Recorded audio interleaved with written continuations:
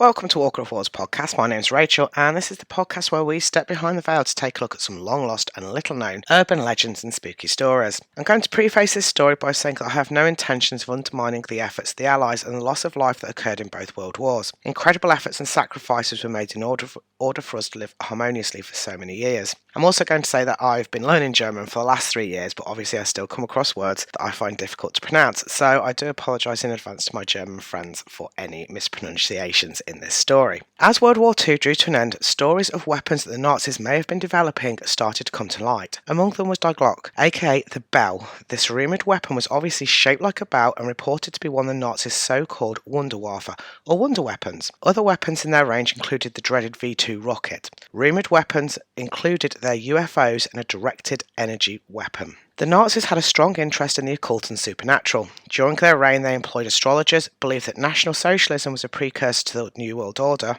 were involved in pagan rites and rituals, and had divisions dedicated to the supernatural and strange science. Their version of occult and paganism is not what we believe in the 21st century, and we need to continue to reclaim imagery and symbology that the Nazis claimed nearly a century ago.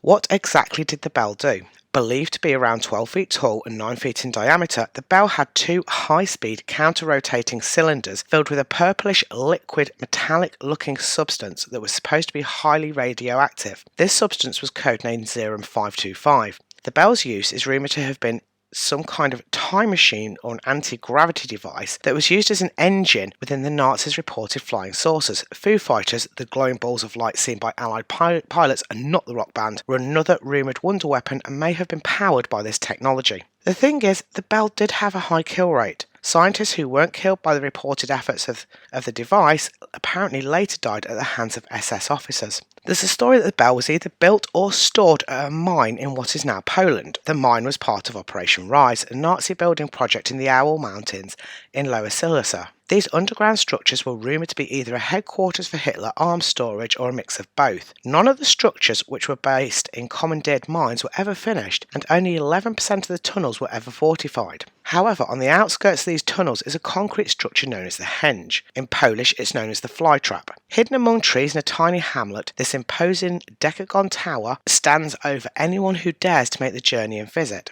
Some people speculate that it was some kind of landing pad for UFOs and claim that metal moorings seen on the structure were used to tether down Nazi-built flying saucers. Others believe that it was a testing pad for the bell and that the moorings were used so that it wouldn't fly away if a malfunction occurred. In reality, the henge, like most of Operation Rise, is probably an unfinished cooling tower, but the stories are fun nonetheless.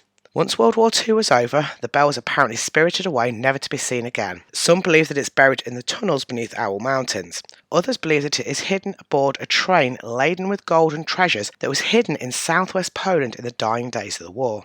Yet the most interesting story is that it moved to America. On the evening of December 9, 1965, a large brilliant fireball was seen in at least 6 US states and on Ontario, Canada, as it streaked over Detroit, Michigan, Windsor, Ontario area. Reports of hot metal debris over Michigan and northern Ohio, grass fires and sonic booms in the Pittsburgh metropolitan area were attributed to the fireball. Some people in the village of Kecksburg, about 30 miles southeast of Pittsburgh, reported that something from the sky had crashed in the wood, wisps of blue smoke, vibrations and a thump. An early story in the Greensburg Tribune Review stated the following: the area where the object landed was immediately sealed off on the order of the US Army and state police officials, reportedly in anticipation of a close inspection of whatever may have fallen. State police officials there ordered the area roped off to await the expected arrival of both the US Army engineers and possibly civilian scientists. When state troops and Air Force personnel searched the woods, they reportedly found absolutely nothing. A subsequent edition of the Tribune Review bore the headline, "Searchers Failed to Find Object." Authorities discounted proposed explanations such as a plane crash, errant missile test, or re-entering satellite debris, and generally assumed it to be a meteor. Astronomer Paul Anna said the fireball was likely to have been a meteor entering the Earth's atmosphere. Geophysicist George Wetherill discounted speculations that it was debris from a satellite and agreed that the reports were probably due to a meteor. Astronomers William P. Baldwin and Fred Heiss said it is undoubtedly was a meteor. A spokesman of the Department of Defense in Washington said first reports indicated the reported fireball was a natural phenomenon. However, when local residents went into the woods, they found something. The UFO was reportedly to be around 15 feet long or the size of a VW bug, and shaped like an acorn. There were strange hieroglyphic-like markings around the base of the craft, what was also in the shape of an acorn and roughly 15 feet tall. Die Glocke. Some people believe that the Bell, rumoured time travel device it was, disappeared from 1945 Germany because it had transported itself 20 years into the future and to 1965 Pennsylvania. The similarities between the two craft are striking, and it's highly unlikely that another bell-shaped UFO has ever been reported. Alas, the Bell is most likely a hoax dreamed up by science fiction writers who'd grown up during the war and seen firsthand some of the terrifying weapons that the Nazis had created.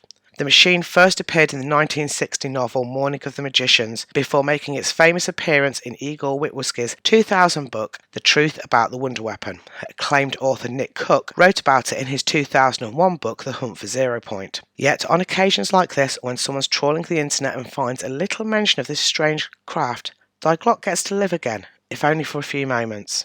Thank you so much for listening. If you like what you've heard, please do feel free to check out our website at www.roswellpublishing.co.uk. And until next time, stay spooky.